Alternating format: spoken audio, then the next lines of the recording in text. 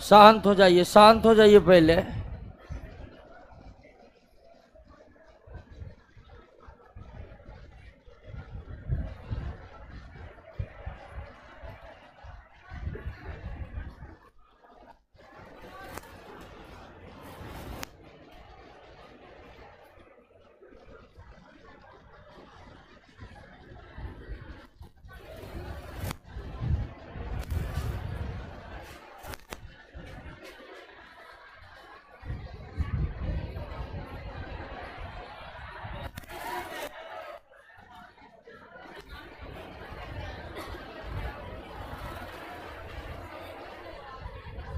चलिए, class live हो गया है। बिल्कुल शांत हो जाइए। समझने के लिए जो सबसे पहली प्राथमिकता है, आवाज बढ़ा हुआ है, आप पहले शांत हो जाइए। सुनने के लिए केवल कान का होना जरूरी नहीं है, बल्कि ध्यान भी केंद्रित होनी चाहिए। आवाज बंद कर दीजिए।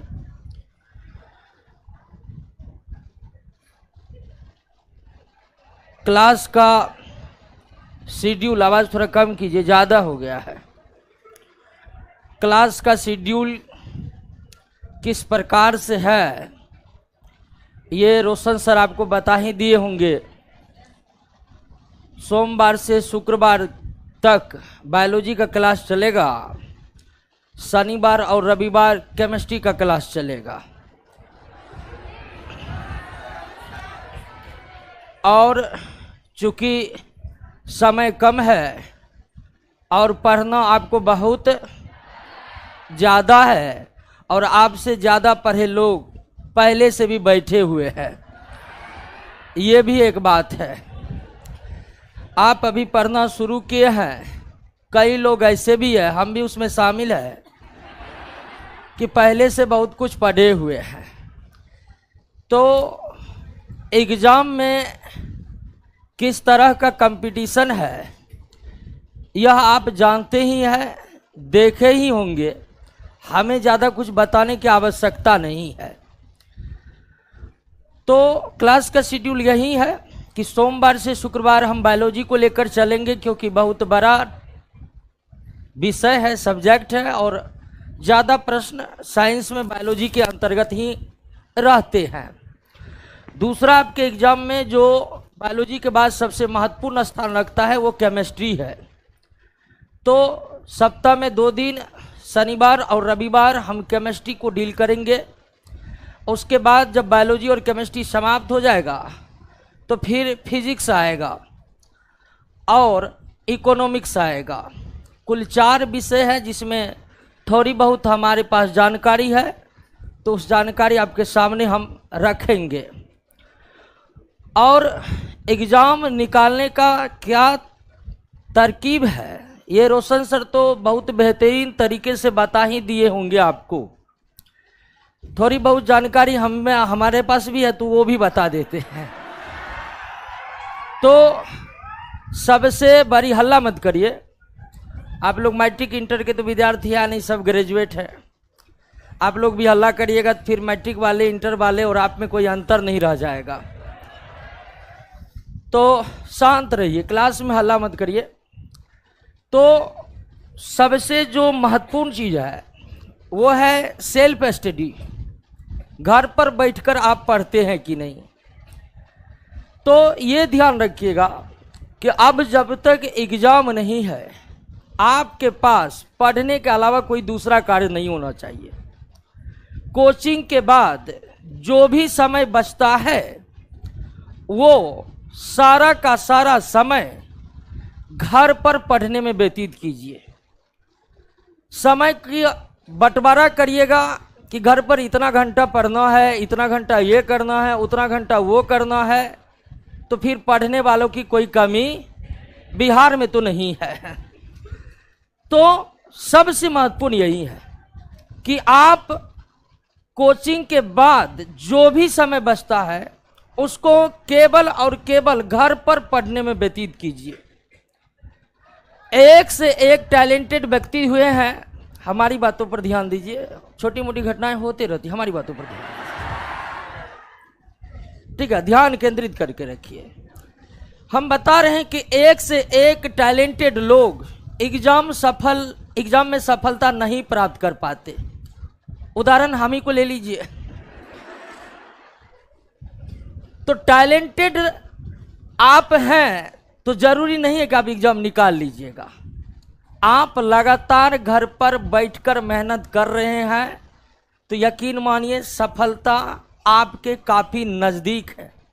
घर पर पढ़ने का फुर्सत नहीं है, या 4 दिन पढ़ते हैं, 2 दिन नहीं पढ़ते हैं, 15 दिन पढ़ते हैं, बीच में 3 दिन छोड़ देते हैं। तो ये सब जो सिस्टम बनाए हैं घर पर पढ़ने का, तो ये भी असफलता का एक सबसे बड़ा कारण है। तो हमारा तो कहना यही है कि कोचिंग आने जाने से आप दरोगा नहीं बन सकते, आपका रिजल्ट नहीं होगा। कोचिंग के बाद सारा समय घर पर पढ़ने में व्यतीत कीजिए, क्योंकि सिलेबस बहुत बड़ा है। बहुत लोग कैप्सूल कोर्स करते हैं, दरोगा एग्जाम देने जाते। कैप्सूल कोर्स में यही होता है, कैप्सूल अंदर रिजल्ट बाहर। इसीलिए किसी भी एग्जाम का सिलेबस महत्वपूर्ण है, और हम आपको ना ज़्यादा पढ़ाएंगे ना कम पढ़ाएंगे, जो सिलेबस है उसको पूरा पढ़ाएंगे। तो बायोलॉजी की आज शुरुआत कर रहे हैं, क्योंकि नियम यही है कि जिसका जितना हिस्सेदारी है उसकी शुरुआत पहले होनी चाहिए। तो आपके साइंस सेक्टर में सबसे बड़ी हिस्सेदारी जो है वो बायोलॉजी का ही है। तो बायोलॉजी का ही हम शुरुआत करेंगे, और बायोलॉजी का पहला चैप्टर है आपका क्या? सेल, यानी कि कोशिका। और अब आप केवल समझने पर ध्यान दीजिए, केवल समझने पर, क्योंकि परीक्षा में वही पूछा जाएगा जो आपके नोट्स के पीछे में है। नोट्स अगर कोई लिए होंगे तो सारे चैप्टर के पीछे में क्वेश्चन का कलेक्शन है ना, उसी से क्वेश्चन आते हैं। तो आप क्लास में है तो केवल समझने पर ध्यान दीजिएगा, क्योंकि प्रश्न वही आएंगे जो आपको करवाया जाएगा। लेकिन प्रश्न आपको आसानी से याद हो, परीक्षा तक याद रहे, इसके लिए जरूरी है कि आप हर चीज को समझे। तो परीक्षा में क्या प्रश्न पूछा जाएगा इसका कोई टेंशन नहीं लेना है। प्रश्न वही पूछा जाएगा जो आपके मटेरियल में है। आप केवल और केवल समझने पर ध्यान देंगे।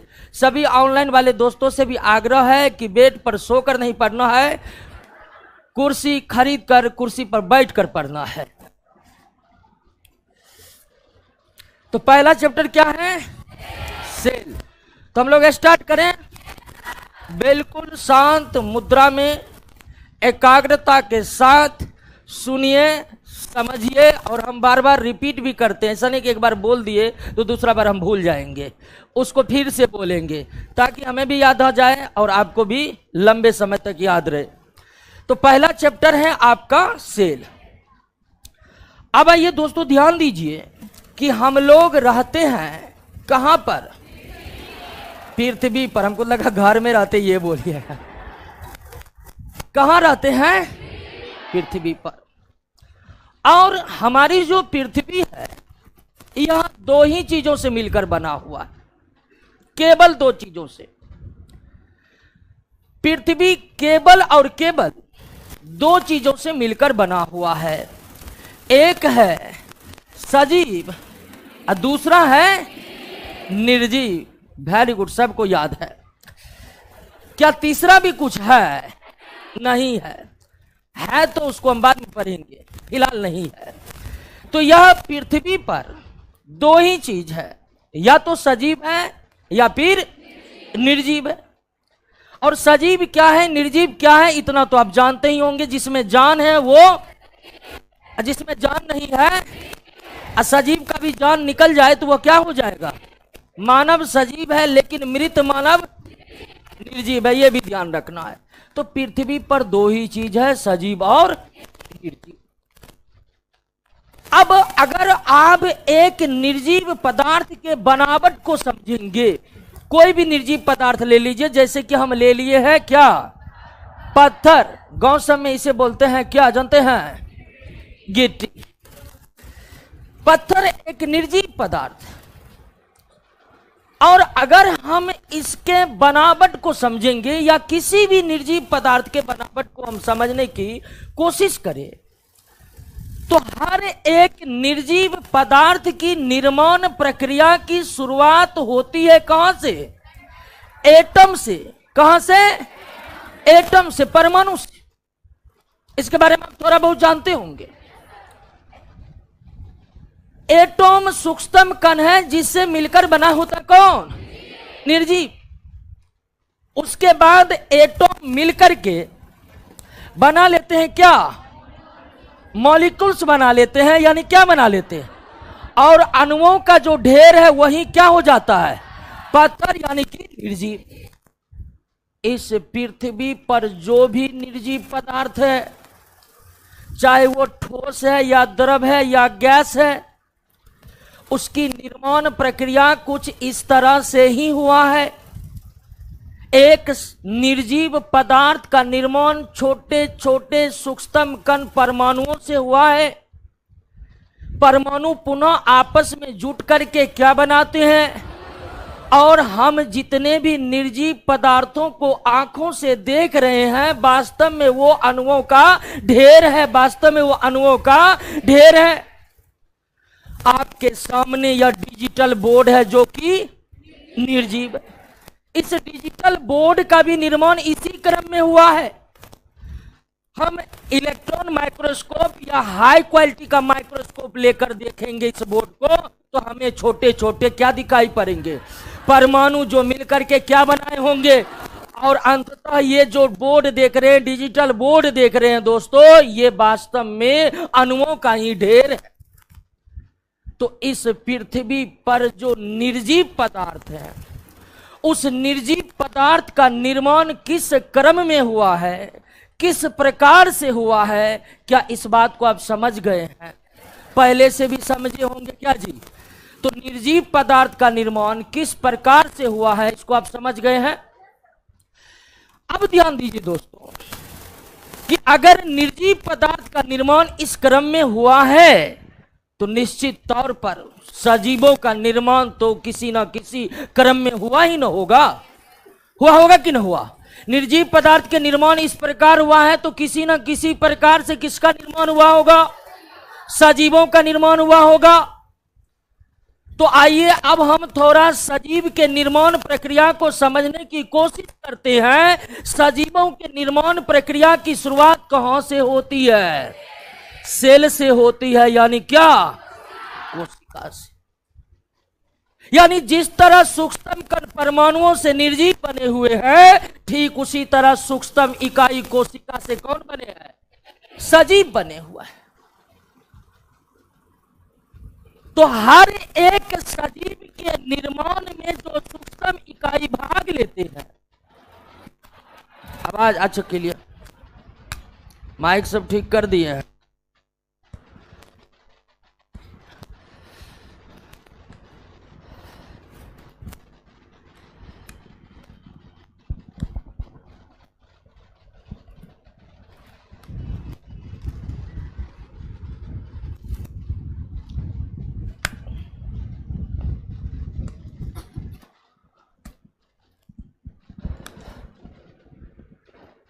बैटरी बदले थे इसका। तो सजीवों की निर्माण प्रक्रिया की शुरुआत कहां से हुई है? कोशिका से हुई है। ठीक उसी तरह जिस तरह निर्जीव का निर्माण प्रक्रिया परमाणु से हुई है। अब सजीवों की शरीर की निर्माण प्रक्रिया यहां से शुरू होती है, लेकिन इसके बाद क्या होता है जानते हैं? कोशिकाएं मिलकर के पुनः क्या बनाते हैं? क्या बनाते हैं? टिश्यू बनाते हैं, यानी क्या बनाते हैं? उत्तक। फिर उत्तक आपस में मिलकर के क्या बनाते हैं? ऑर्गेन, यानी क्या? अंग। फिर अंग मिलकर आपस में क्या बनाते हैं? ऑर्गेन सिस्टम बनाते हैं, यानी कि अंग तंत्र बनाते हैं। अंग तंत्र जैसे पाचन तंत्र, श्वसन तंत्र, उत्सर्जन तंत्र, तंत्रिका तंत्र, ढेर सारे तंत्र हैं। और कई अंग तंत्र मिलकर अंततः किसका निर्माण होता है?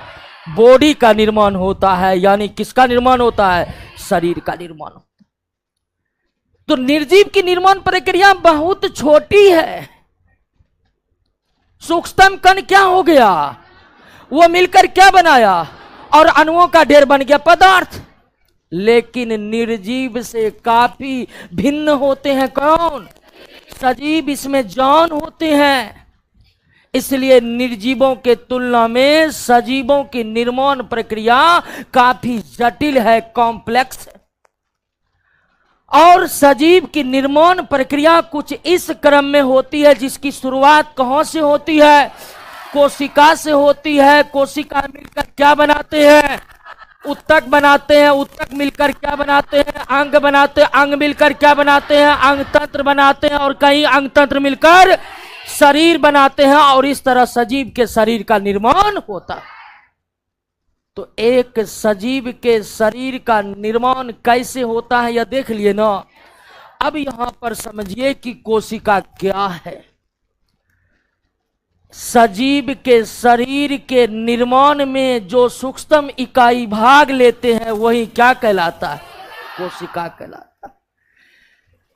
पृथ्वी पर उपस्थित किसी भी सजीव के शरीर के निर्माण में भाग लेने वाले सबसे सूक्ष्म इकाई को ही क्या कहते हैं?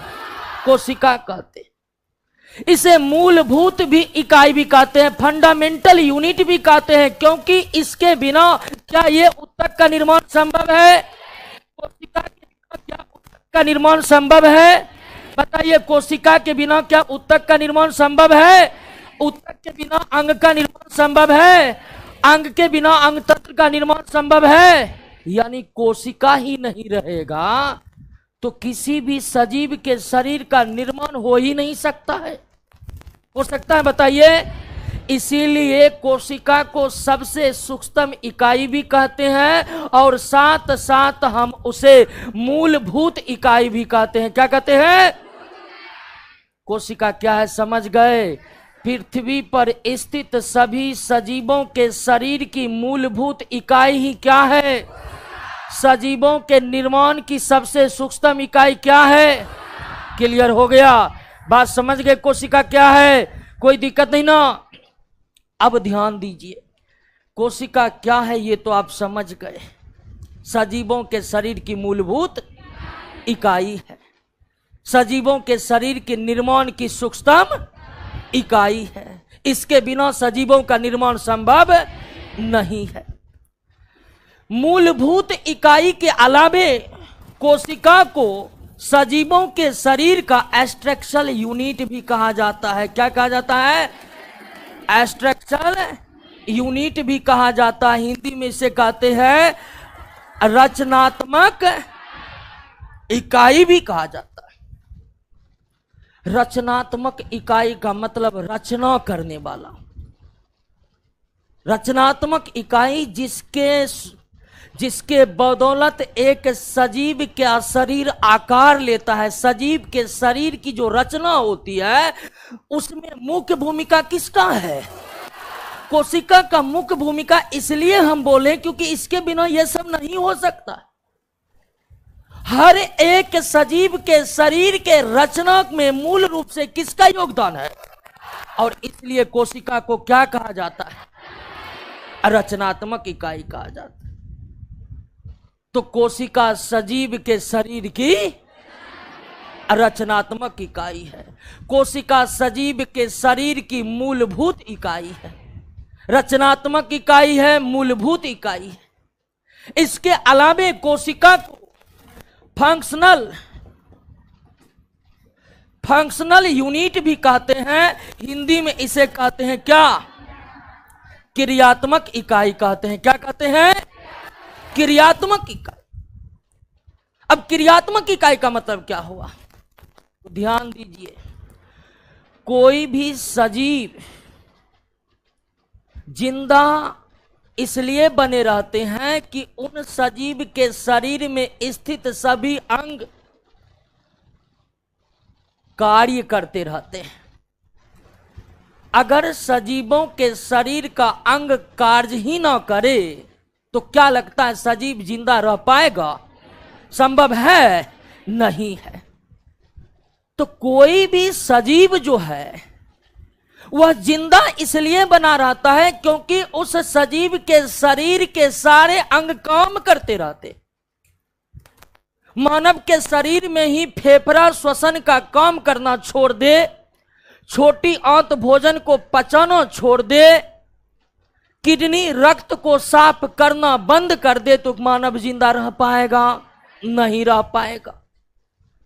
तो सजीव लगातार जीवित बना रहे, इसके लिए जरूरी है कि उसके अंग लगातार कार्य संपन्न करते रहे।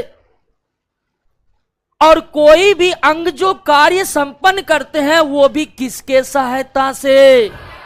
कोशिका के सहायता से। फेफड़ा श्वसन को कंप्लीट करवाता है। वास्तव में फेफड़ा किससे बना है? ढेर सारे कोशिका से। फेफड़ा के वे सारे कोशिका कार्य करते रहते हैं, जिसके कारण फेफड़ा भी कार्य करते रहता है। छोटी आंत जिन कोशिकाओं से बना हुआ है, अगर वो कोशिकाएं ही काम ना करे तो छोटी आंत काम कर पाएगा? नहीं काम कर पाएगा। तो सजीव के शरीर में जो भी अंग होते हैं वो कुछ ना कुछ कार्य करते रहते हैं, जिसके स्वरूप एक सजीव जिंदा बना रहता है। और सजीव के शरीर के जो अंग कार्य करते हैं, वास्तव में वो इसलिए कार्य कर रहे होते हैं कि उस अंग के कोशिका भी क्या करते रहते हैं? कार्य करते रहते। तो कार्य करने वाला भी सबसे छोटी इकाई कौन है? इसलिए कोशिका को क्या कहा जाता है? क्रियात्मक इकाई का मतलब कार्य करने वाली। क्रियात्मक इकाई का मतलब कार्य करने वाली इकाई। हर अंग जो कार्य कर रहा है, वास्तव में उस अंग का कौन कार्य कर रहा है? कोशिका कार्य कर रहा है।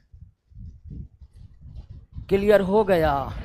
कोशिका क्या है ये आप समझ गए होंगे। कोशिका सजीवों के शरीर की मूलभूत इकाई, क्योंकि उसके बिना सजीव का अस्तित्व संभव। कोशिका सजीवों के शरीर की रचनात्मक इकाई है। कोशिका सजीव के शरीर की क्रियात्मक इकाई है। क्लियर हो गया? कोशिका समझ गए क्या है?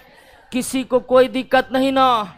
और क्लास में ही सारी बात याद होनी चाहिए। आप लोग टारगेट बैच के स्टूडेंट हैं। सजीव के शरीर की मूलभूत इकाई किसे कहते हैं? कोशिका को कहते हैं। सजीव के शरीर की रचनात्मक इकाई कौन है? कोशिका है। सजीव के शरीर की क्रियात्मक इकाई क्या है? क्या कोशिका के बिना सजीव का निर्माण संभव है? नहीं। क्लियर हो गया? कोई दिक्कत नहीं ना? तो कोशिका समझ गए कि हर एक सजीव जो पृथ्वी पर है वह कोशिका से ही बना हुआ। और आपके बायोलॉजी में कोशिका का महत्व उतना ही है जितना आपके केमिस्ट्री में परमाणु का महत्व है। जिस तरह केमिस्ट्री में परमाणु महत्व रखता है, उसी तरह बायोलॉजी में कोशिका महत्व रखता है। क्लियर हो गया? अब ध्यान दीजिए दोस्तों कि यह बात तो आप समझ गए कि प्रत्येक सजीव का निर्माण कोशिकाओं से हुआ है। सजीव तो एक जैसे है नहीं दोस्तों। सजीव को अगर मुख्य रूप से देखे तो सजीव में मुख्य रूप से जंतु, पौधा, जंतु भी एक जैसे नहीं दोस्तों। कुत्ता हो गया, बिल्ली हो गया, मानव हो गया। अब पौधा भी कई तरह के, पीपल का पौधा, ठीक है, केला का पौधा, ठीक है, तंबाकू का पौधा।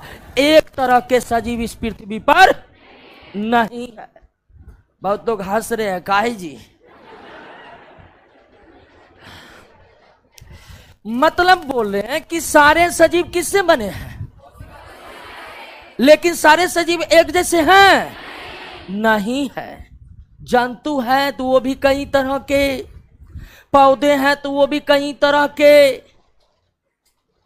तो क्या इस पृथ्वी पर जितने भी प्रकार के सजीव हैं, क्या वो एक ही प्रकार के कोशिका से बने हैं? सही सही बोलिए। क्या इस पृथ्वी पर जितने भी सजीव हैं क्या वो एक ही प्रकार के कोशिका से बने हैं? बिल्कुल नहीं दोस्तों, पकड़ ली है बात को। यानी जितने भी सजीव हैं उनका शरीर कोशिकाओं से तो बना है, लेकिन उनके कोशिकाएं सारे एक जैसे नहीं होते। सभी सजीव कोशिकाओं से बने हैं, लेकिन भिन्न भिन्न सजीव के शरीर में एक तरह के कोशिकाएं नहीं होते हैं। कोशिका का शेप और साइज अलग अलग होता है अलग अलग सजीवों में। तो कोशिका का साइज कितना होता है ये तो समझ ही गए हैं कि अलग अलग सजीवों में अलग अलग साइज के कोशिका होती है, लेकिन कोशिका का साइज कितना होता है? तो ध्यान दीजिए दोस्तों कि अब तक हमारे जीव वैज्ञानिकों ने जितने सजीवों के कोशिकाओं के बारे में पता लगाया है, ध्यान दीजिएगा, अब तक हमारे जीव वैज्ञानिकों ने जितने भी सजीव के कोशिकाओं के बारे में पता लगाया है, उनमें सबसे छोटा कोशिका जो है वो 0.1 माइक्रोमीटर का है। 0.1 माइक्रोमीटर का ये सबसे छोटे आकार का कोशिका है।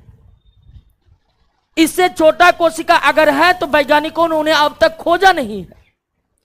वहीं अगर सबसे बड़े आकार के कोशिका की बात करें तो वो है 170 गुना 135 मिलीमीटर लंबाई गुना चौड़ाई।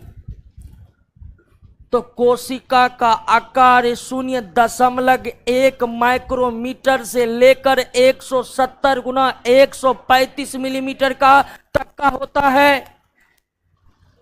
और ये जो सबसे छोटे आकार का कोशिका देख रहे हैं, यह कोशिका एक खास प्रकार के बैक्टीरिया का नाम सुने हैं ना?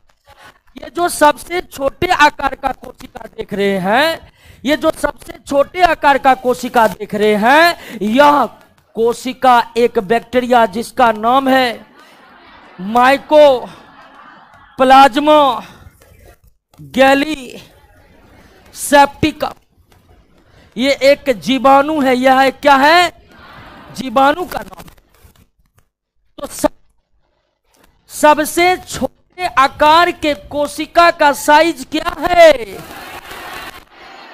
और यह किसमें पाया जाता है? इससे छोटे आकार का कोशिका अब तक जीव वैज्ञानिकों को नहीं मिला है। मिलेगा तो अखबार में आप पढ़िएगा।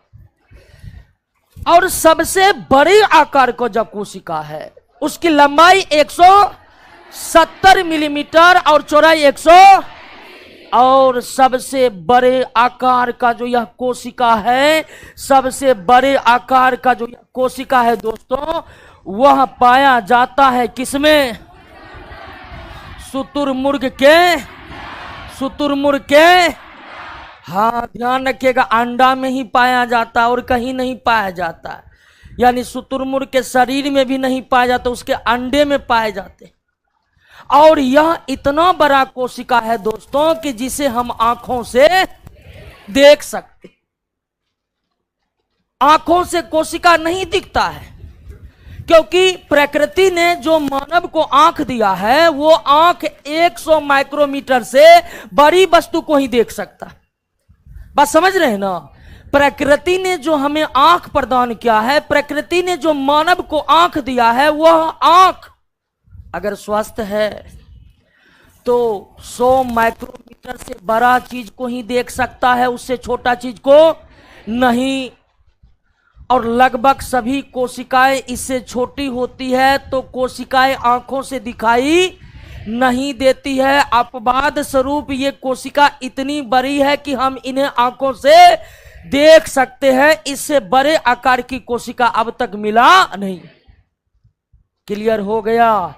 तो क्या सभी सजीवों की कोशिका एक जैसी होती है? नहीं होती है। भिन्न भिन्न सजीवों की कोशिकाएं भिन्न भिन्न तरह की होती है। और जीव वैज्ञानिकों के द्वारा खोजा गया सबसे छोटी कोशिका किसमें है? तो वही सबसे बड़ी कोशिका। क्लियर हो गया? अभी ध्यान दीजिए एक बात और, ये तो समझ ही गए हैं कि सारे सजीव की कोशिका एक जैसी नहीं होती है। लेकिन क्या एक सजीव में स्थित सारी कोशिका एक जैसी होती है? टोन से पकड़ लेते हैं कि यस बोलना है कि नो न जी। क्या एक ही सजीव में स्थित सभी कोशिकाएं एक जैसी होती है? नहीं होती। हमारे आंखों में जिस तरह की कोशिका है, क्या उसी तरह की कोशिका हमारे नाखून में भी है? नहीं। नाखून में जिस तरह की कोशिका है, क्या उसी तरह की कोशिका हमारे त्वचा में भी है? नहीं है दोस्तों।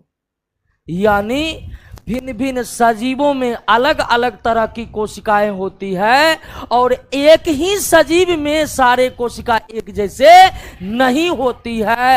एक ही सजीव के शरीर के भिन्न भिन्न अंगों की कोशिका का शेप और साइज क्या होता है? अलग अलग होता है। मान लीजिए दोस्तों, हम मानव का एग्जाम्पल ले लेते हैं। मानव के पास मानव का आंख है, मानव के पास आंख है, छोटी आंत है, गुर्दा है। गुर्दा मतलब किडनी। किडनी को हिंदी में क्या कहते हैं?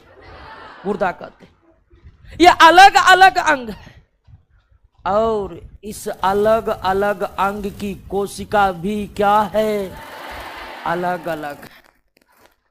वास्तविकता यह है दोस्तों, ध्यान दीजिए, ध्यान भटकाइए मत, क्योंकि आप जो करने जा रहे हैं वह आपकी जिंदगी की सबसे बड़ी उपलब्धि होगी। होगी कि नहीं होगी? आपने अपने जीवन में कई सारे उपलब्धियां प्राप्त किए होंगे, बहुत सारे उपलब्धियां प्राप्त किए होंगे, क्योंकि आप सब लोग वयस्क हैं, ग्रेजुएट हैं। लेकिन जब आप दरोगा बनिएगा तो वह उपलब्धि बाकी सारे उपलब्धियों पर सबसे बड़ा होगा। तो अगर आप जिंदगी की सबसे बड़ी उपलब्धि को प्राप्त करना चाहते हैं तो इसके लिए सबसे बड़े त्याग की भी जरूरत होगी। इसलिए दरोगा की तैयारी करते समय उन गलतियों को बिल्कुल न दोहराइए जो आप पहले कर चुके हैं। और गलतियां कुछ होती नहीं है, सिर्फ घर पर बैठकर पढ़िए, कभी भी पढ़ाई को नजरअंदाज नहीं करिए।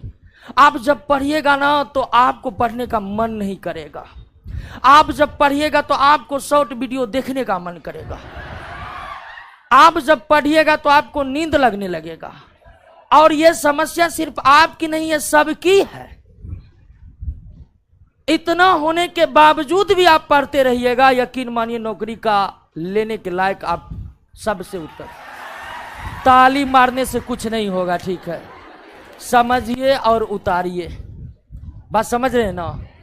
तो बहुत है कि सर पढ़ते पढ़ते मन टेंशन हो जाता है, सबका हो जाता है, आप इकलौते नहीं।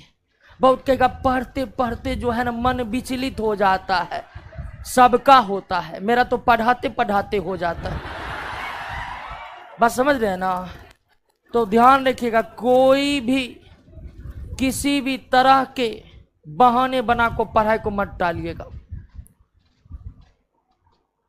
तो भिन्न भिन्न सजीव में एक तरह की कोशिकाएं नहीं होती है और एक ही सजीव के सारे अंगों में एक तरह की कोशिका। आप जानते हैं कि कोशिका का आकार और प्रकार कैसा होगा, यह निर्भर करता है कोशिका के कार्य पर।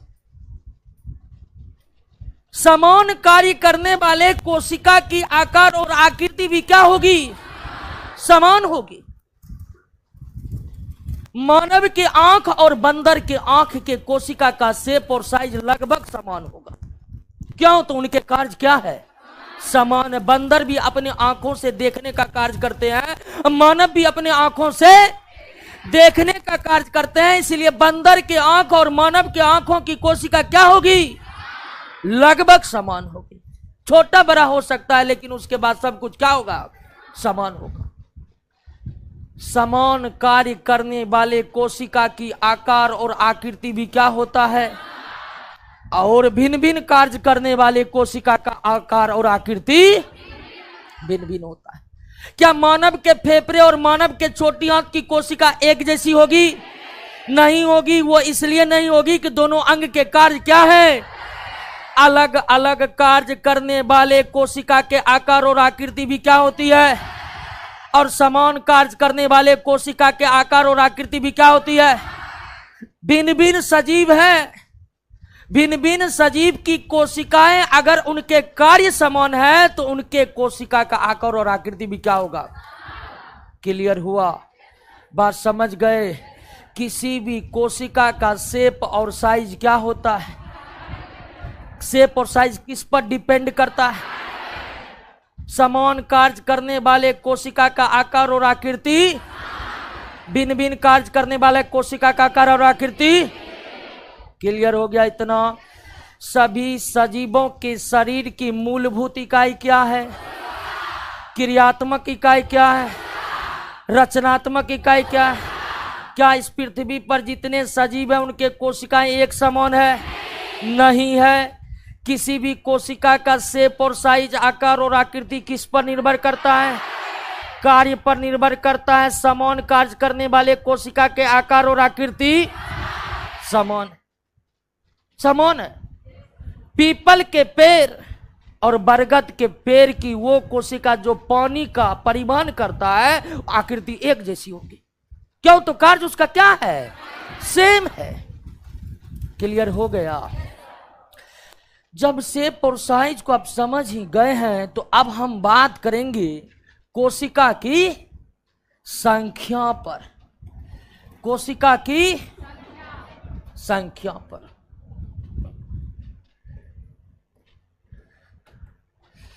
क्या भिन्न भिन्न सजीवों के शरीर में कोशिका की संख्या भी समान होती है?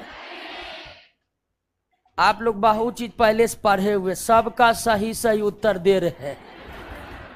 क्या भिन्न भिन्न सजीव के शरीर में कोशिका की संख्या भी समान होती है? नहीं होती है दोस्त। कोशिका की संख्या भिन्न भिन्न सजीवों में एक समान नहीं होती है। भिन्न भिन्न सजीवों में कोशिका की संख्या कितनी होगी यह डिपेंड करते हैं उस सजीव के शरीर के आकार पर। शरीर का जितना बड़ा आकार होगा कोशिका की संख्या उतनी ही अधिक होगी। शरीर का आकार जितना छोटा होगा कोशिकाओं की संख्या उतनी ही क्या होगी? छोटी होगी। संख्या उतनी ही कम होगी। आपसे पूछा जाएगा कि एक वयस्क चूहे में ज्यादा कोशिका होगा या एक वयस्क हाथी में?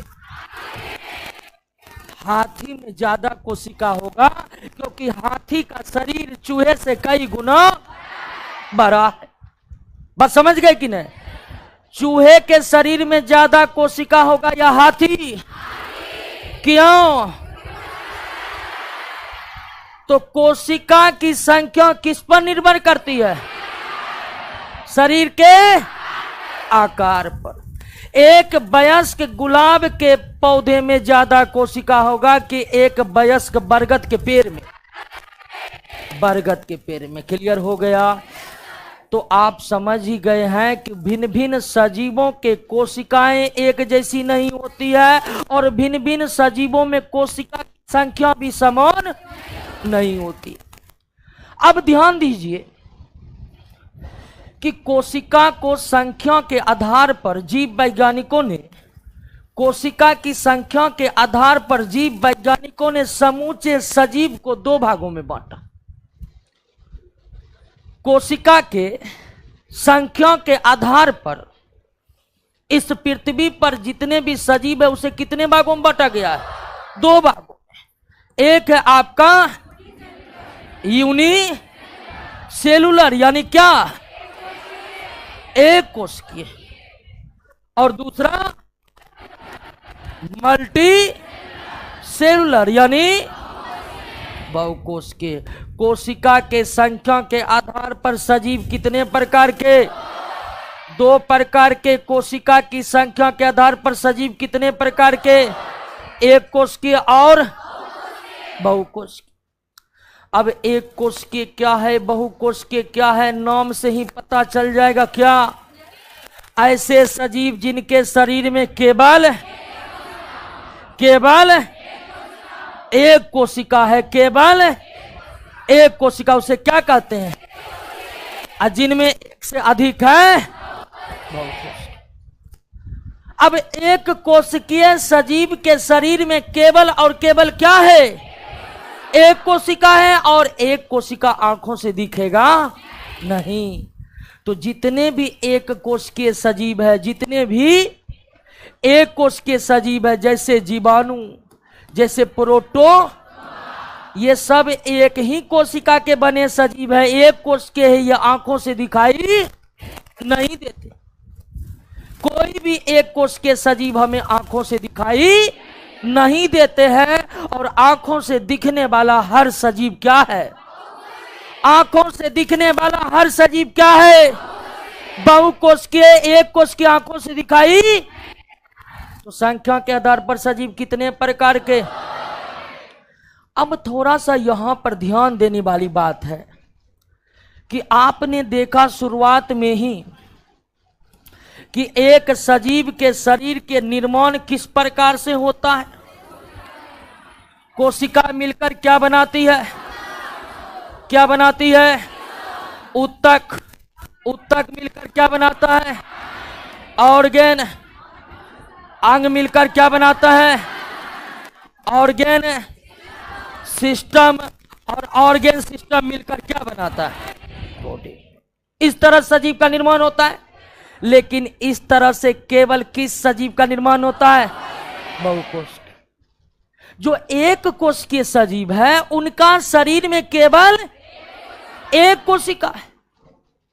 यानी कि ये जो सजीव है इनके शरीर में उत्तक, जो एक कोश के सजीव होते हैं दोस्तों, जो एक कोश के सजीव होते हैं उनके शरीर में कोई उत्तक नहीं होते, उनके शरीर में कोई अंग, उनके शरीर में कोई अंग तंत्र, उनके शरीर में केवल और केवल जो एक कोश के सजीव होते हैं उनके शरीर में केवल एक कोशिका होता है। उनके शरीर में उत्तक नहीं होते, अंग नहीं होते, अंग तंत्र नहीं होते।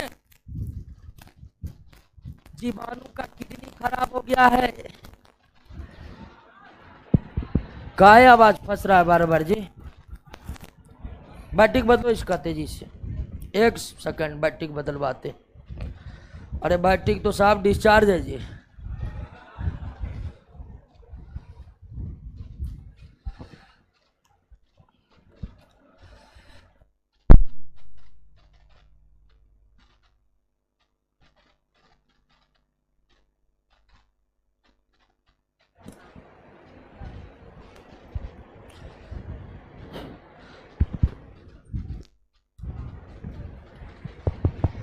ये 2-4 सेकंड के लिए छोड़ता है, समझे? कुछ लोग ऑनलाइन बोल रहे हैं बहुत दिक्कत, बहुत दिक्कत कहाँ है? 1-2 सेकंड के लिए आवाज छोड़ देता है, उसको जल्द ठीक करवा लेते हैं। हाँ, तो क्या बता रहे थे? हाँ, बता रहे थे कि एक कोशिकीय सजीवों में केवल और केवल एक कोशिका होता है, उनके शरीर में उत्तक अंग सब। तो सजीवों की जो इस बनावट को आप समझे हैं वो कौन सजीव का है? जीवाणु में उत्तक होगा, अंग होगा, कुछ नहीं होगा, केवल और केवल एक कोशिका होगा। कोई दिक्कत नहीं ना? तो इतनी बात आप समझ चुके हैं ना? सजीवों के शरीर की मूलभूत इकाई क्या है? तो कोशिका है। रचनात्मक क्रियात्मक इकाई कोशिका है। क्या सभी सजीवों में एक ही तरह के कोशिका होते हैं? नहीं, भिन्न भिन्न सजीवों में अलग अलग तरह के कोशिका होते हैं। क्या एक सजीव के शरीर में एक ही तरह की कोशिका होती है? नहीं होती है। सजीव के अलग अलग कार्य करने वाले अंग की कोशिका भी क्या होती है? अलग होती है। लेकिन भिन्न भिन्न सजीवों में समान कार्य करने वाले अंग की कोशिका क्या होगा? एक सजीव के कोशिका का आकार और आकृति कैसी होगी यह किस पर निर्भर करता है? कार्य पर निर्भर करता है। क्या सभी सजीवों में कोशिका की संख्या समान होती है? नहीं होती है। सजीव के शरीर में कोशिकाओं की संख्या किस पर निर्भर करता है? शरीर के जितना बड़ा आकार उतनी ही अधिक संख्या में कोशिका। कोशिका के संख्या के आधार पर सजीव कितने प्रकार के? सभी सजीव जो आंखों से नहीं दिखते हैं वो एक कोशिकीय होते हैं, और जितने भी सजीव जो आंखों से दिख रहे हैं उत्तक अंग अंगतंत्र केवल किसमें होते हैं? उत्तक अंग अंगतंत्र का अभाव होता है किसमें? एक कोशिकीय सजीव का शरीर केवल और केवल, कोई दिक्कत नहीं ना, यानी उत्तक बनने के लिए एक से अधिक कोशिका चाहिए। एक कोशिका क्या उत्तक बना सकता है? नहीं बना सकता। क्लियर हो गया दोस्तों? अब आइए, कोशिका के बारे में लगभग जितनी चीज जाननी चाहिए उससे ज्यादा आप जान चुके हैं ना। लेकिन कोशिका के बारे में इतनी जानकारी जो हमें पता लगा है वो कैसे लगा? तो इसके लिए कई वैज्ञानिकों ने निरंतर प्रयास किए। महान महान जीव वैज्ञानिक हुए जो निरंतर अपने प्रयोगशाला में कई महान रिसर्च किए। उसी वैज्ञानिकों के प्रयोगों के मदद से हम इतना बात जान पाए हैं, समझ पाए। तो कोशिका के बारे में जो जानकारी हमारे पास आई है, उस जानकारी के पीछे किन किन वैज्ञानिकों का योगदान है, अब हम उन वैज्ञानिकों को ही याद करने वाले हैं। वैज्ञानिकों के बारे में पढ़ना इसलिए जरूरी है क्योंकि यह परीक्षा का सिलेबस है। दूसरा, वैज्ञानिकों के बारे में जानना हमारी नैतिक जिम्मेदारी भी है, क्योंकि जिनके खोजों के बदौलत हम इतना ज्ञान अर्जित कर पाए हैं, तो उन व्यक्ति का नाम जानना तो बहुत जरूरी होता है। तो आइए अब हम उस वैज्ञानिकों के बारे में जानने का प्रयास करते हैं जिनके खोजों के बदौलत, जिनके रिसर्च के बदौलत हम इतनी बातों को समझ पाए हैं, इतनी बातों को जान पाए हैं। और जब हम आपको वैज्ञानिकों के बारे में बताएंगे तो हम समय को भी बताते जाएंगे। समय को बताने के पीछे मुख्य प्रयोजन यही होगा कि आप यह समझ सके कि आखिर विज्ञान का विकास कितनी धीमी गति से हुआ। अभी तो हम लोग पन्ना पलटाते हैं, ज्ञान अर्जित करते जाते हैं, खत्म। लेकिन उस पन्ना को बनने में लंबा वक्त लगा है दोस्तों, बहुत लंबा वक्त, जो अभी आपको पता चलेगा। सबसे पहले आइए 1590 में, समय है 1590। 1590 हमको लगता भारत में मुगल काल का दौर चल रहा था ना जी। 1590 की बात है। 1590 में विज्ञान के क्षेत्र में एक महान क्रांतिकारी खोज हुआ। 1590 में वो कौन सी क्रांतिकारी खोज हुआ? तो माइक्रोस्कोप का। माइक्रोस्कोप का यानी किसका? सूक्ष्मदर्शी का। सूक्ष्मदर्शी वही यंत्र है जिसके मदद से हम वो देख सकते हैं जो आंखों से दिखता। तो सूक्ष्मदर्शी का खोज 1590 में हुआ। अब आप कहिएगा पढ़ रहे हैं, सेल बता रहे हैं सूक्ष्मदर्शी, व्हाट इज रिलेशन बिटवीन। तो ध्यान दीजिए दोस्तों, कोशिका भी आंखों से दिखते नहीं है। कोशिका का खोज बिना माइक्रोस्कोप के खोज का संभव नहीं था। कोई वैज्ञानिक कोशिका को खोजे उससे पहले जरूरी था किसका खोज होना? क्या माइक्रोस्कोप के खोज के बिना, माइक्रोस्कोप के खोज के बिना कोशिका का खोज संभव है? नहीं है, इसीलिए इस खोज को हम क्रांतिकारी कह रहे। तो 1590 में माइक्रोस्कोप का खोज हुआ और ये खोजने वाले थे जेड जेनसेन। जेड जेनसेन और उसी के भाई एच जेनसेन, दोनों चश्मा का दुकान करते थे। ये दोनों भाई किसका दुकान करते थे? चश्मा का दुकान करते थे। और भूल चूक उन्होंने किसका खोज कर लिया? माइक्रोस्कोप का खोज कर लिया।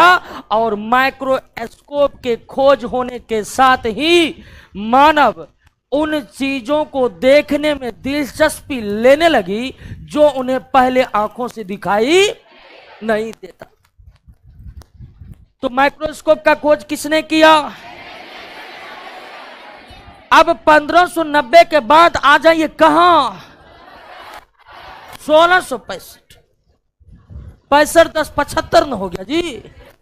75 साल बाद माइक्रोस्कोप के खोज होने के 75 साल के बाद खोज हुआ किसका? यानी किसका? कोशिका का खोज कब हुआ? और इस कोशिका को खोज करने वाले कौन थे? Robert Hooke. तो माइक्रोस्कोप के खोज के बाद रॉबर्ट हुक के द्वारा 1665 में किसको खोजा गया? कोशिका को खोजा गया। अब रॉबर्ट हुक ने कोशिका को कैसे खोजा, इसको भी थोड़ा समझ लीजिए। रॉबर्ट हुक ने एक लिया कॉर्क। क्या लिया? कॉर्क, यानी पेड़ की छाल को ही क्या कहते हैं? कॉर्क कहते हैं। क्यों कहते हैं? कहते हैं दोस्तों, ठीक है। तो क्या लिया? कॉर्क लिया। किसने लिया? Robert Hooke. अब 75 साल बाद माइक्रोस्कोप और ज्यादा डेवलप्ड हो गया। ये जो माइक्रोस्कोप जेनसेन वाला था ये बहुत लो क्वालिटी वाला था, लेकिन 75 साल के बाद माइक्रोस्कोप काफी ज्यादा प्रोग्रेसिव हो चुके थे। तो रॉबर्ट हुक ने पेड़ की छाल लिया यानी कॉर्क लिया और कॉर्क को उन्होंने पतला से पतला काट दिया। जितना संभव हो उन्होंने कॉर्क को उतना पतला काट दिया। जब देखा कि और पतला नहीं हो सकता है तो काटना बंद कर दिया। और जब कॉर्क के एकदम पतले टुकड़े को उन्होंने अपने द्वारा बनाए गए माइक्रोस्कोप से देखा, जब पतले कॉर्क को रॉबर्ट हुक ने अपने द्वारा बनाए गए माइक्रोस्कोप से देखा तो उन्हें इस कॉर्क में माइक्रोस्कोप में किस तरह दिखा? तो एकदम मधुमक्खी के छत्ते की तरह दिखा। मधुमक्खी के छत्ते की तरह दिखा। किस तरह दिखा? मधुमक्खी के छत्ते की तरह दिखा। रॉबर्ट हुक चौंक गया। What is this? क्या दिख रहा है? तो ये जो उन्हें एकदम मधुमक्खी के छत्ते के तरह छोटे छोटे होल दिखाई पड़े, छोटे छोटे कमरे दिखाई पड़े, इसी का नाम उन्होंने क्या रखा? सेल रखा। और सेल ही क्यों रखा जानते हैं दोस्तों? तो सेल एक लैटिन वर्ड है, अपना देवनागरी का शब्द नहीं है। सेल कैसा शब्द है? लैटिन शब्द। और सेल जो ये लैटिन शब्द है इसका शाब्दिक अर्थ होता है क्या? सेल एक प्रकार का लैटिन शब्द है जिसका शाब्दिक अर्थ, और रॉबर्ट हुक को छोटा छोटा कमरा ही दिखाई दिया, इसीलिए उन्होंने इसका नाम क्या रख दिया? सेल रख दिया। और इस तरह से सेल का पहली बार खोज हुआ। क्लियर हो गया? तो सेल का खोज किस वर्ष हुआ? किसने किया? किससे किया? कॉर्क से किया। कॉर्क मतलब पेड़ की छाल। और यह सेल एक प्रकार का कैसा शब्द है? लैटिन शब्द है जिसका शाब्दिक अर्थ, यानी सेल का अर्थ क्या होता है? और अब अब आप जान गए कि आखिर रॉबर्ट हुक ने सेल शब्द ही क्यों चुना, दूसरा शब्द क्यों नहीं चुना। ये आपको क्लियर हो गया कि नहीं हो गया?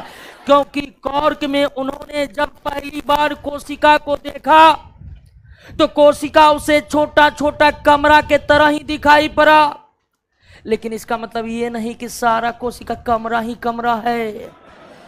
कोशिका का शेप और साइज क्या होता है? अलग अलग होता है। पहली बार दिखा तो पहली बार ये शब्द लाया, उसी के साथ ये चल पड़ा। तो इस तरह से माइक्रोस्कोप के खोज के 75 साल बाद किसका खोज हुआ? सेल का खोज किसने किया? रॉबर्ट हुक ने किया। क्यों किया? वैज्ञानिक थे, किया जी। ठीक है। सेल कैसा शब्द है? सेल का शाब्दिक अर्थ क्या होता है? कोई दिक्कत नहीं ना? तो 1590 1665 से अब आ जाइए 1683 पर। 1683 पर 1683 में एक वैज्ञानिक जिसका नाम था ल्यूवेन हॉक। ल्यूवेन हॉक ने पहली बार किसको खोजा? जीवित कोशिका को। हालांकि ल्यूवेन हॉक ने जीवित कोशिका को पहली बार कब देख लिया था? 1675 में ही देख लिया था, लेकिन अपने खोज की पुष्टि उन्होंने कब की? तो कहीं बुक में आपको 1675 मिलेगा, कहीं पर 1683 मिलेगा, और हमारे यहां दोनों मिल गए आपको। तो जीवित कोशिका का सबसे पहला खोज किसने किया? तो इसका मतलब है कि रॉबर्ट हुक ने जिन कोशिका को खोजा था वो कैसा था? वो मृत कोशिका था। वो क्या था? जीवित कोशिका खोजने का श्रेय किन्हें प्राप्त हुआ?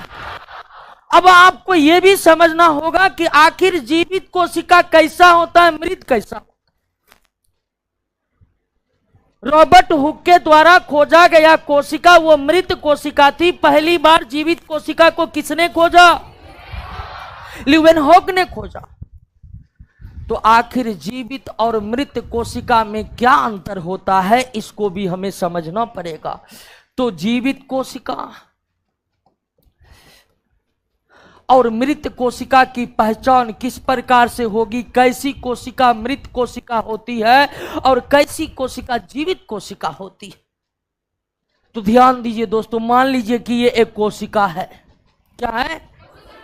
हालांकि कोशिका सारे के सारे गोल नहीं होते हैं, आयताकार, वर्गाकार, अनियमित आकार, किसी भी तरह का। इस तरह का भी कोशिका हो सकता है, इस तरह का भी कोशिका हो सकता है, इस तरह की कोशिका हो सकता है।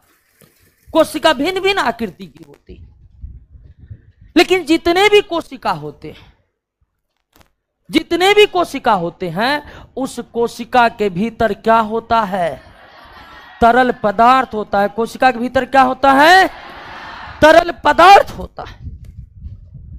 और कोशिका के भीतर का तरल पदार्थ ही तय करता है कि कोशिका जीवित है कि कोशिका मृत हो गया। ऐसी कोशिका जिसके भीतर का तरल पदार्थ है वो क्या है? जीवित कोशिका। तरल पदार्थ सूख गया। और थोड़ा सा ये भी जान लीजिए कि कोशिका के भीतर के तरल पदार्थ को क्या कहते हैं? जीव द्रव कहते हैं। अंग्रेजी में प्रोटोप्लाज्म कहते हैं। कोशिका के भीतर का तरल पदार्थ यानी कि जीव द्रव है, तो वो अजीव द्रव सूख गया। तो रॉबर्ट हुक ने कोशिका को कॉर्क से न खोजा था, पेड़ की छाल से न जी। पेड़ का छाल तो अपने आप सूखा होता है, तो उसका कोशिका का सारा तरल पदार्थ क्या था? इसीलिए वो कोशिका क्या हो गया? कोई दिक्कत नहीं ना? तो एक मृत कोशिका और एक जीवित कोशिका में क्या अंतर है, इस बात को समझ गए ना? लेकिन यहां पर एक बात और याद रखिएगा कि मृत कोशिका जीवित कोशिका के तुलना में मजबूत होते हैं। जो मृत कोशिका होते हैं वो काफी मजबूत होते हैं। हम लोगों का नाखून या नाखून जो होते हैं, नाखून के ऊपरी भाग की कोशिका क्या होती है? मृत वही त्वचा की कोशिका, नाखून से आप दूसरों को घायल कर सकते हैं, है कि ना है, क्योंकि उसमें मजबूती है। तो ऐसा भाग सजीवों का जो मृत कोशिकाओं से बने होते हैं, ऐसा भाग सजीवों का जो मृत कोशिकाओं से बने होते, वो काफी मजबूत होते। गाय भैंस के सींग बहुत मजबूत होते क्योंकि वे मृत कोशिका से बने होते। तो मृत कोशिका के जीव द्रव यानी कि भीतर के तरल पदार्थ सूख जाते हैं, लेकिन वो काफी मजबूत हो जाते हैं। सजीवों का वो सारा एरिया जो मृत कोशिकाओं से बना हुआ है, निश्चित वो काफी ज्यादा मजबूत होगा। क्लियर हो गया? तो रॉबर्ट हुक ने जो कोशिका खोजा था वो कैसा कोशिका था? जीवित कोशिका का खोज सर्वप्रथम किसने किया? एक जीवित कोशिका और एक मृत कोशिका में क्या अंतर है, इस बात को समझे। आगे चलकर 1831 में एक वैज्ञानिक आया जिनका नाम था रॉबर्ट ब्राउन। रॉबर्ट, उन्होंने पता लगाया कि जितने भी तरह की कोशिका होता है, चाहे आयताकार, वर्गाकार या अनियमित आकार, उन कोशिका के मध्य में एक गोलाकार सघन यानी कि डेंस संरचना होती है। रॉबर्ट ब्राउन 1831 में यह पता लगाया कि प्रत्येक कोशिका के मध्य एक सघन गोलाकार संरचना होती है और कोशिका के मध्य में पाई जाने वाली सघन गोलाकार संरचना को रॉबर्ट ब्राउन ने क्या नाम दिया? न्यूक्लियस नाम दिया, यानी हिंदी में। तो 1831 में यह पता चला कि कोशिका में क्या होते हैं? केंद्रक होते हैं। केंद्रक के खोजकर्ता कौन? और केंद्रक नाम देने वाले भी कौन? Robert brown. हालांकि रॉबर्ट ब्राउन केंद्रक के खोज के लिए उतना ज्यादा जाने नहीं जाते हैं। रॉबर्ट ब्राउन का एक महत्वपूर्ण खोज केमिस्ट्री के कोलाइड चैप्टर में ब्राउनी गति से है। जो भी केमिस्ट्री की थोड़ी बहुत जानकारी रखते होंगे वो केमिस्ट्री में ब्राउनी गति के बारे में पढ़े होंगे। वह ब्राउनी गति के भी प्रतिपादक कौन है? और वो ब्राउनी, ये जो रॉबर्ट ब्राउन है, ये अपने ब्राउनी गति के लिए ज्यादा जाने जाते हैं। लेकिन कोशिका के मध्य के गोलाकार सघन संरचना, जिसे रॉबर्ट ब्राउन ने ही केंद्रक नाम दिया, तो आगे चलकर किसकी खोज हुई? केंद्रक की खोज हुई। अब ध्यान दीजिए, रॉबर्ट हुक ने कोशिका को खोज लिया, ल्यूवेन हुक ने जीवित कोशिका को खोज लिया, रॉबर्ट ब्राउन ने कोशिका के केंद्रक को खोज लिया, लेकिन अभी तक किसी भी वैज्ञानिकों को यह पता नहीं चला है कि कोशिका से ही सजीवों का निर्माण हुआ। अभी तक किसी भी वैज्ञानिकों को यह पता नहीं चला है कि जिस कोशिका को वो खोज लिए हैं उसी से सजीवों का निर्माण हुआ। आखिर कोशिका से ही सजीवों का निर्माण हुआ है। आखिर कोशिका से ही सजीवों का निर्माण हुआ है। इस बात की जानकारी कब लगा? इस बात की जानकारी तब लगा जब क्या पेश हुआ? Cell theory. ये सेल थ्योरी क्या है? तो थ्योरी है, और इस सेल थ्योरी का सबसे महत्वपूर्ण बात यह है कि सेल थ्योरी आने के बाद ही लोगों को यह जानकारी मिल पाई कि प्रत्येक सजीव किससे बना हुआ है? कोशिका से बना है। अभी तक जो वैज्ञानिक पढ़े हैं वो खाली हल्ला करें कोशिका कोशिका कोशिका। Robert brown, Leeuwen hook, Robert brown, किसी को यह जानकारी नहीं मिल पाई है कि वो जो खोज कर रहे हैं उसी से सजीवों का निर्माण हुआ है। सजीवों का निर्माण कोशिका से हुआ है या प्रत्येक सजीव कोशिकाओं से बने हुए हैं, इसकी जानकारी क्या आने के बाद लगी। और सेल थ्योरी आपको लगभग 1838-39 में आया और ये दो वैज्ञानिक स्लाइडेन तथा स्वान के द्वारा, स्लाइडेन तथा स्वान ने मिलकर पेश किया क्या, सेल थ्योरी। सेल थ्योरी किन दो वैज्ञानिकों ने मिलकर पेश किया, स्लाइडेन और सेल थ्योरी की सबसे महत्वपूर्ण बात क्या थी कि इससे यह जानकारी मिल पाई कि प्रत्येक सजीवों का निर्माण सेल से हुआ है।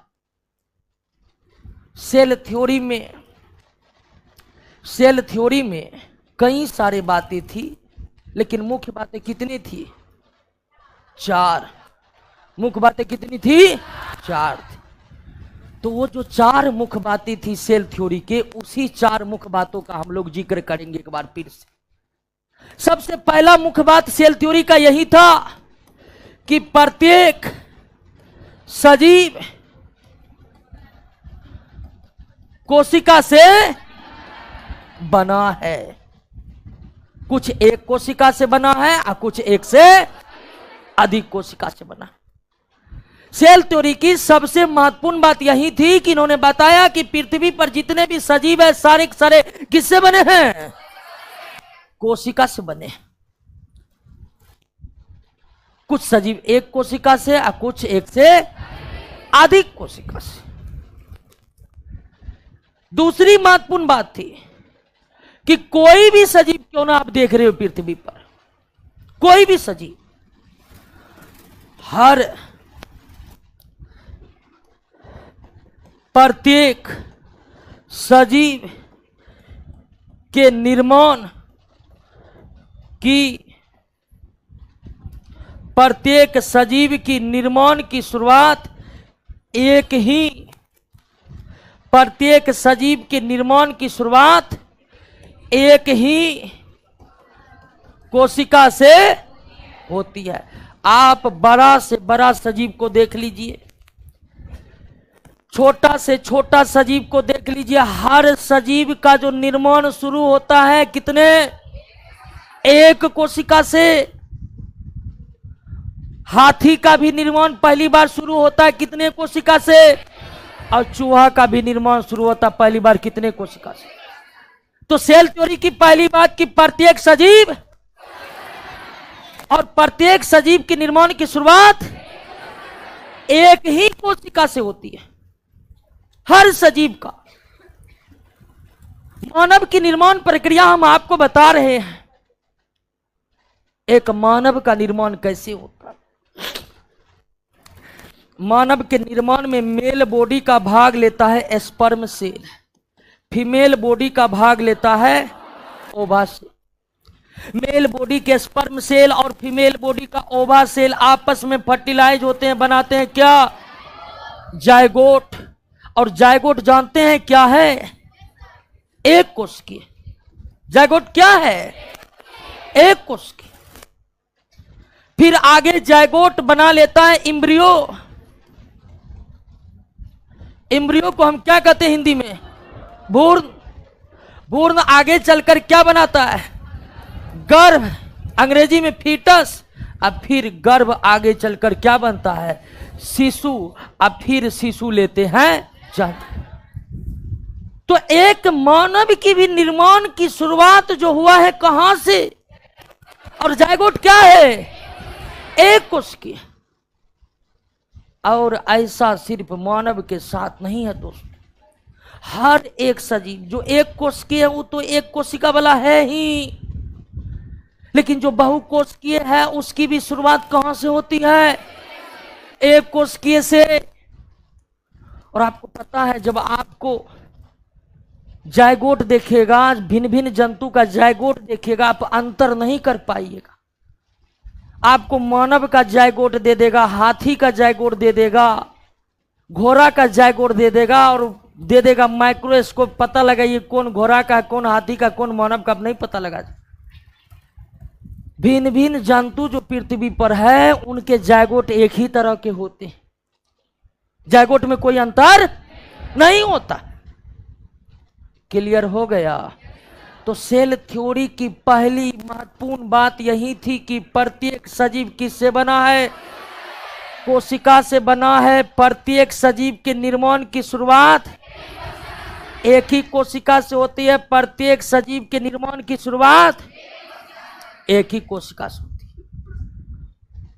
बहुत लोग अभी ये थक गया है, ठीक है, कर कि छुट्टी दीजिए, नींद आ रहा है दोस्तों, दुकान खोल लीजिए। दरोगा की तैयारी करते करते आपको ढेर सारे परेशानियों से गुजरना पड़ेगा, ये बात जान लीजिए। ऐसा नहीं है कि किताब खरीदे, बैग खरीदे, लटका के कोचिंग आए, बस नौकरी हुआ, ऐसा कुछ बात समझे कि नहीं समझे? इतना परेशानी आएगा दरोगा की तैयारी करते करते करते करते कि आपका दिमाग कभी कभी ऑल बॉल करने लगेगा। लेकिन उस स्थिति में आपको खुद संभालना है, उसके बाद दरोगा बनना है ही बनना है। बात समझ रहे हैं ना? और सबसे जरूरी चीज सेल्फ स्टडी, वो छूटनी नहीं चाहिए। कोचिंग एक दिन छूट जाएगा, कोई दिक्कत नहीं है, ऑनलाइन वीडियो दे देंगे, लेकिन घर पर पढ़ाई कभी नहीं छूटनी चाहिए। अधिकांश लोगों की तैयारी इसलिए मुकम्मल नहीं हो पाती है क्योंकि वो ठीक तरह से घर पर बैठकर यानी सेल्फ स्टडी करते ही नहीं है। जाएगा पढ़ने, देख रहा है शॉर्ट वीडियो। यही स्थिति हो गई है।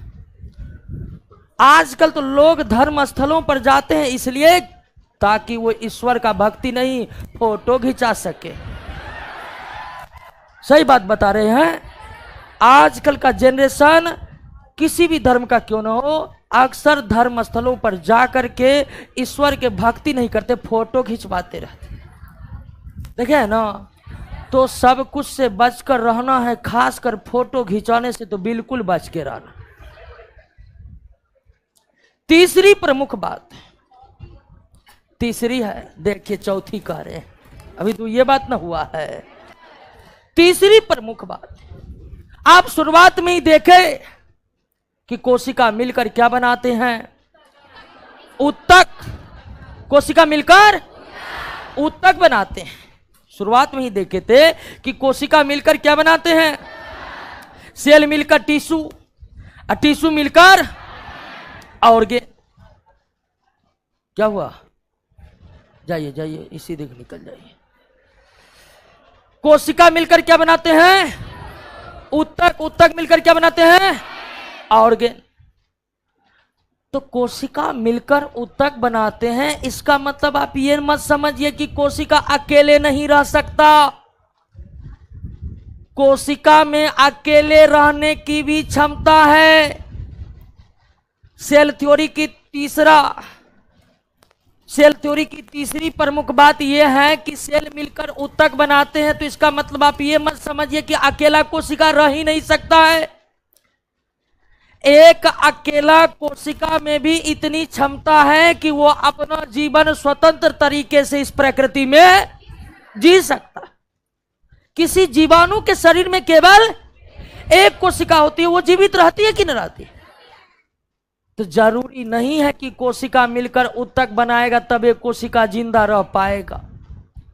एक अकेला कोशिका में भी इतनी क्षमता है कि वे स्वयं जीवन यापन कर सकते। एक अकेला कोशिका में भी इतनी क्षमता है कि वह स्वतंत्र रूप से जीवन यापन कर सके। क्लियर हो गया? और चौथी प्रमुख बात कि नए कोशिका का निर्माण जिस भी प्रक्रिया से होता हो, उसमें प्रमुख भूमिका केंद्रक की होती है। ध्यान दीजिए, सेल थ्योरी लगभग सारी बात बता दिया, लेकिन सेल थ्योरी यह बताने में असफल रहा कि सजीव के शरीर में नया कोशिका बनता कैसे है। सेल थ्योरी का लाइन देख रहे हैं कि नए कोशिका का निर्माण जिस भी प्रक्रिया से होता, यानी स्लाइडेन और स्वान को अब तक यह नहीं पता चला है कि नया कोशिका बनता कैसे है, लेकिन वो इस बात को कह रहे हैं कि जैसे भी बनता उसमें प्रमुख भूमिका किसकी होती है? केंद्रक। वही केंद्रक जिसका खोज रॉबर्ट ब्राउन ने किया। तो सेल थ्योरी में कितने प्रमुख बात थी? और हमको लगता है कि चारों बात आपको याद हो गया होगा। प्रत्येक सजीव कोशिका से बना है, यह पहली बार किसने बताया? स्लाइडेन और स्वान ने, यानी कि सेल थ्योरी ने। हर सजीव का निर्माण कितने कोशिका शुरू होता है? एक कोशिका शुरू होता है। जरूरी नहीं है कोशिका मिलकर ऊतक बनाएगा तभी जीवित रहेगा, एक अकेला कोशिका भी जीवित रह सकता है। नए कोशिका का निर्माण जिस भी प्रक्रिया से होता है उसमें प्रमुख भूमिका। तो सेल थ्योरी नए कोशिका के निर्माण प्रक्रिया को बताने में असफल रहा। सेल थ्योरी यह नहीं बता पाया कि नया कोशिका बनता कैसे। क्लियर हो गया? एक बार सेल थ्योरी की प्रमुख बातें पढ़िए। तो नोट नहीं लिए हैं कोई? ले लीजिएगा, ठीक है, ले लीजिएगा। मार्केट में हर जगह हमारा नोट उपलब्ध है। अब तो पढ़ना है ही, क्या पढ़ना है ये तो तय कर लिए ना, तो नोट ले लीजिएगा या फोटो स्टेट करवा लीजिएगा। अब ध्यान दीजिए दोस्तों, अल्लाह नहीं हल्ला मत करिए। सभी लोग वयस्क और सबको पता है क्या करना है।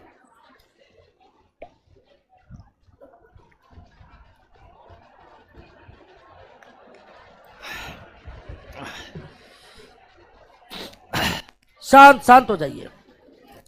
सेल थ्योरी की सारी बातें समझ गए? कोई दिक्कत नहीं। जब तक नोट नहीं है तब तक मोबाइल है ना, उससे फोटो खींच लेंगे क्या। अब आगे देखिए, अब ध्यान दीजिए। आगे सेल थ्योरी हो गया। तो 1838-39 में क्या आया? उसके बाद 1839 में ही एक वैज्ञानिक थे जिनके नाम था क्या? पुरकिंजे ने। इन्होंने किसके बारे में पता लगाया? किसके बारे में? जीव द्रव के बारे में, जिसको अंग्रेजी में क्या कहते हैं? प्रोटोप्लाज्म। और आप जानते हैं प्रोटोप्लाज्म कितना महत्वपूर्ण है। इसी के आधार पर कोशिका जिंदा है या मृत है ये पता चलता है कि नहीं है? तो कोशिका के भीतर के जीव द्रव का खोज किसने किया? पुरकिंजे ने किया। कब किया? और एक कोशिका का सबसे महत्वपूर्ण भाग कौन है? और यह कोशिका का सबसे महत्वपूर्ण भाग इसीलिए है कि इसी आधार पर यह तय होगा कि कोशिका जीवित है कि। अब जानते हैं एक वैज्ञानिक हुए, उनका कथन है कि जीव द्रव, जिसको अंग्रेजी में क्या कहते हैं? प्रोटोप्लाज्म, जीवन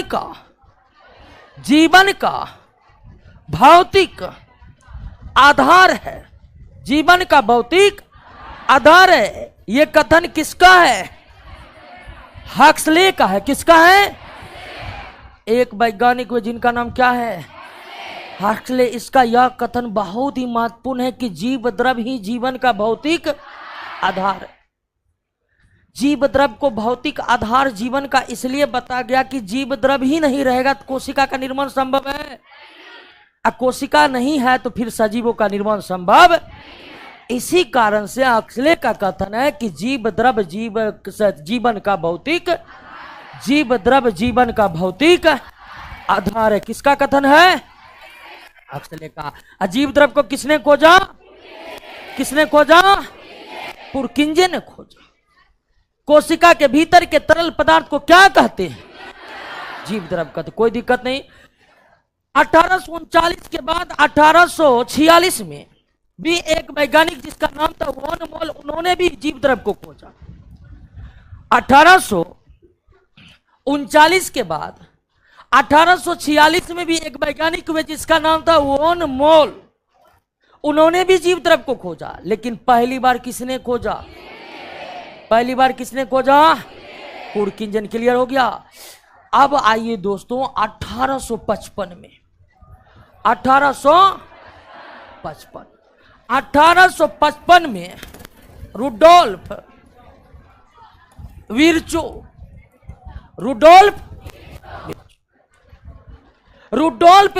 ने यह पता लगा लिया कि आखिर नया कोशिका बनता कैसे।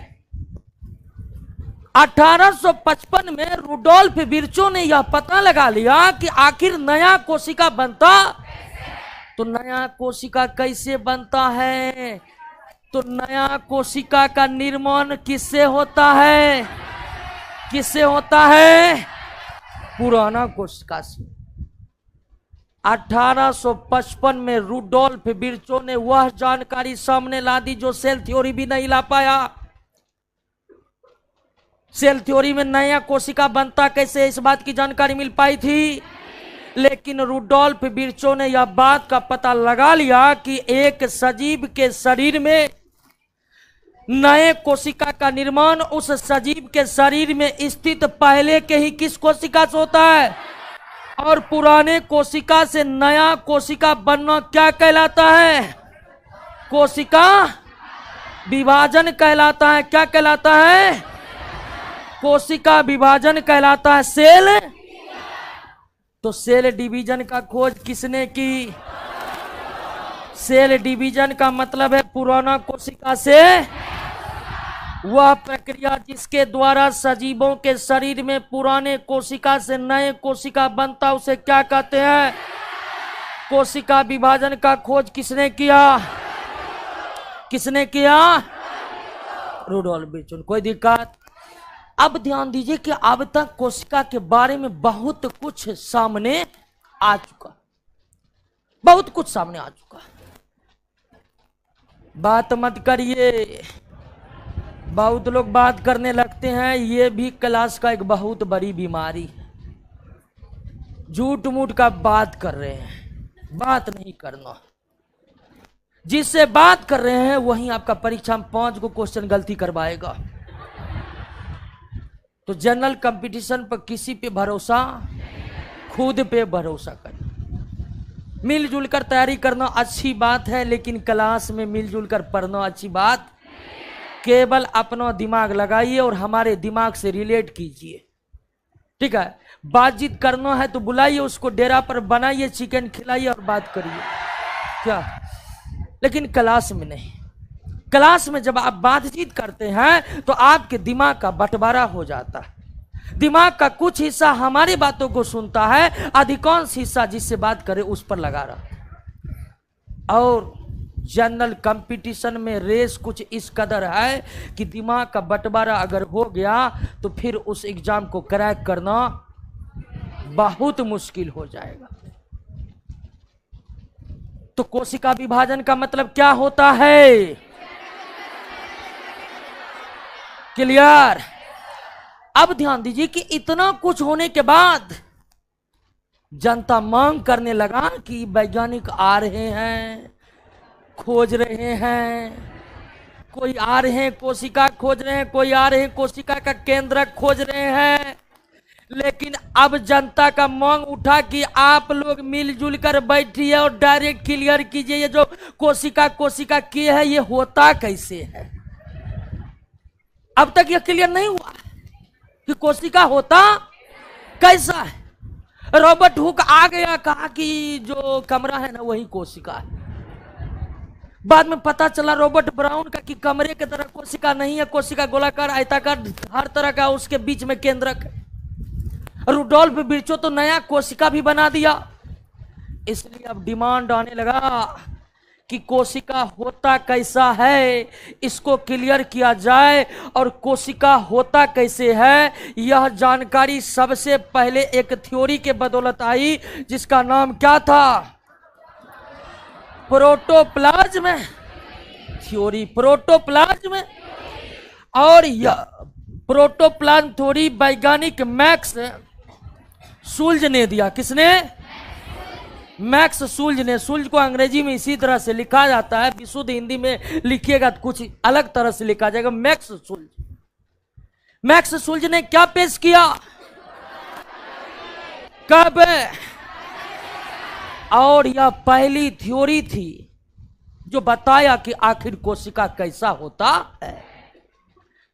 इस थ्योरी में मैक्स सुल्ज ने यह बताया कि कोशिका जीव द्रव्य का बना एक गोलाकार सघन पिंड है, यानी ढेला है, जिसके बीच में केंद्रक होता था। मैक्स सुल्ज डायरेक्ट आया मनमाने तरीके से। मैक्स सुल्ज ने देखा कि सब कुछ तो खोजिए दिया है चलवा सब, अब सबको मिलाकर एक बात पेश कर देते हैं, कोई गलत तो करेगा नहीं कि पहले से सब सही के ले जा रहा है। तो मैक्स सुल्ज ने प्रोटोप्लाज्म थ्योरी के तहत यह क्लियर किया कि कोशिका प्रोटोप्लाज्म जीव द्रव्य का बना एक ढेला है जिसके बीच में केंद्रक होता है। सब मान लिया, कहा कि सही बात बोले, प्रोटोप्लाज्म पुरकिंजे निकाल चुका है, केंद्रक रॉबर्ट ब्राउन निकाल चुका है, और आप सबको मिलाकर ढेला बना दिए हैं, कोई दिक्कत नहीं। तो कोशिका ऐसे होता है? तो बिल्कुल, मैक्स सुल्ज ने कहा बिल्कुल ऐसे होता है। और लंबे समय तक कोशिका के बारे में यही जानकारी कायम रहा कि कोशिका प्रोटोप्लाज्म का बना एक सघन पिंड है जिसके बीच में केंद्रक होते। लेकिन 1931 में, कब? 1900 एक और क्रांतिकारी खोज हो गया। 1931 में इलेक्ट्रॉन माइक्रोस्कोप का खोज हुआ।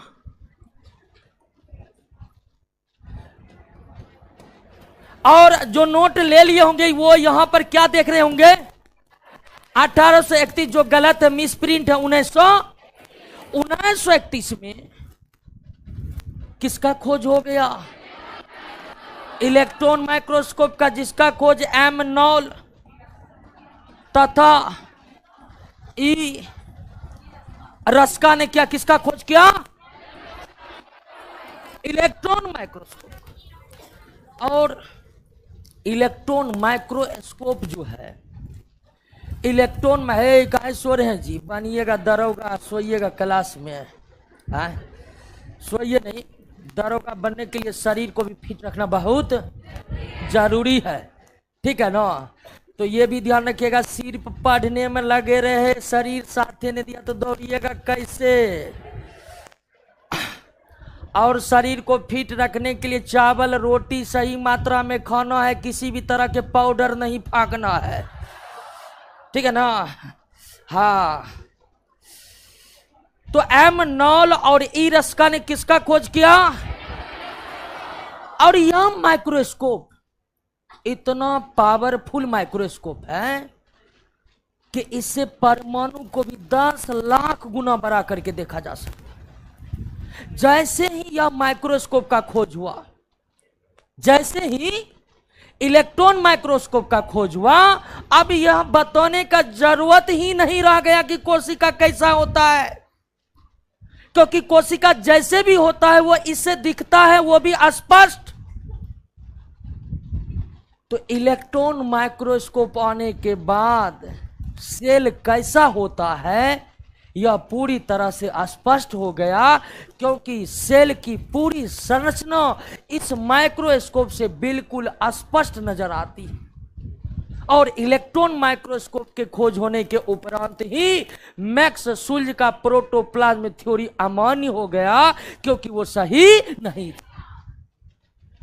और आप जानते हैं कि कोशिका के खोज, कोशिका के बारे में ज्यादा से ज्यादा जानकारी कब आई? 1931 के बाद, क्योंकि 1931 से पहले जो माइक्रोस्कोप था उससे कोशिका बिल्कुल स्पष्ट नहीं दिखता था। तो वैज्ञानिक अंदाजा लगाते थे ऐसा होता है, जैसे मैक्स सुल्ज को ही देख लीजिए। लेकिन अब ऐसा होता है का सिस्टम ही खत्म हो गया, क्योंकि किसका खोज हो गया? और इलेक्ट्रॉन माइक्रोस्कोप से सेल बिल्कुल स्पष्ट नजर आते। तो इलेक्ट्रॉन माइक्रोस्कोप से सेल कैसे नजर आते हैं? तो जैसे भी नजर आते हैं, अब उसको समझने के लिए हमें क्या पढ़ना पड़ेगा? सेल स्ट्रक्चर, यानी कि कोशिका संरचना। अब हम क्या पढ़ेंगे? कोशिका संरचना हम पढ़ेंगे। क्लियर? कोई दिक्कत? तो यहां तक कोई दिक्कत नहीं ना? तो दोस्तों नेक्स्ट क्लास बैठे रहिएगा, कोई बैठे रहिएगा, ठीक है। नेक्स्ट क्लास में हम क्या देखने वाले हैं? कोशिका संरचना। पहले लड़की लोग को निकलने दीजिए, बैठ जाइएगा। माय डियर ब्रदर बैठे रहिए, सिस्टर को पहले निकलने दीजिए।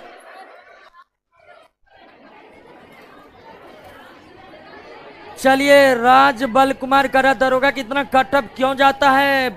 आदमी सब पढ़ने लगा है। पहले हम भी पढ़ाते थे तो बैच में 1-200 आता था, अब इतना है तो पढ़ने का सिस्टम काफी ज्यादा बढ़ गया है। कटअप आगे भाग रहा है, ठीक है। आराम से निकलिए और निकल के सीधे घर जाइए।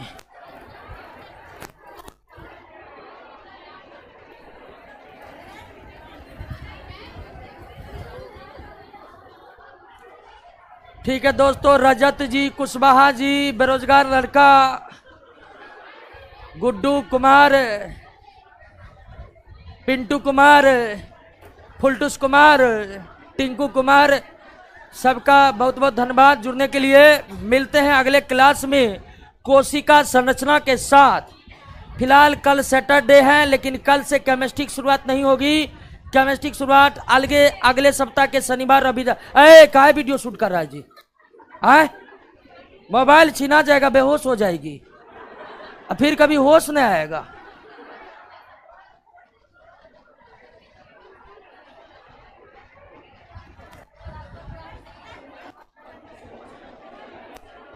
ठीक है दोस्तों, मिलते हैं अगले क्लास में। बंद कीजिए ऑनलाइन क्लास को।